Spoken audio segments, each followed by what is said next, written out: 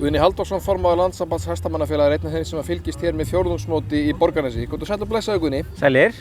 Það leikur við okkur blíðan hér í brekkunni eins og sést. Heldur betur, þetta er algjörlega klikka sko. 20 stiga hiti, nánast logn, brekkan full þó þessi hádegishlé. Þetta er bara stórkostlegt og aðstæðurnar, taktu mynd af þessu, fánafnir, auglýsingarnar, völlurinn, þetta er allt bara eins og best verður á kosið. Þetta er frábært mót og er að þvílíkt hrós skilið þessir kappar og þetta fólk sem er búið að vera hérna alla vikuna. Ég er búinn að koma hérna nokkur sinnum og það er þvílíkur hópur fólks búinn að vera að berja saman hérna og gera þetta svona flott og þetta er bara, þetta er meiriháttar. Þetta er fyrirmyndar á allan hátt. Þetta er algjörlega, þetta er háborinnar fyrirmyndar.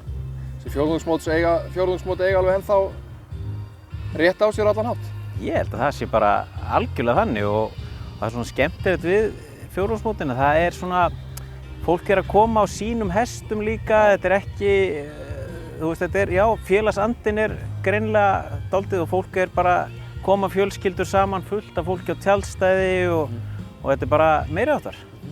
Þú segir að þú hafir fylgst með mótinu og verið svona hér í brekkunum eða hvað? Já.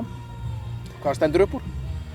Stendur náttúrulega bara upp úr, fyrir utan stemminguna, bara mikil gæði. Maður er mjög spenntur að horfa á úrslitin í A-flokki og B-flokki og tölti, þetta eru bara topp og þetta eru svona, langt síðan hefur verið haldið gæðingamót, þokkalegri stærð og hérna, A- og B-flokkur, margir spennandi hestar sem maður er minna verið að sjá, spennandi pör, þannig að mjög spenntur að fylgjast með því og bara þessu öllu saman, þetta er bara frábært.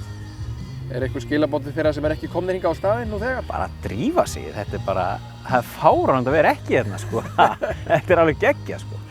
Guðni, takk fyrir spjallið og góða skemmtun áfram. Takk.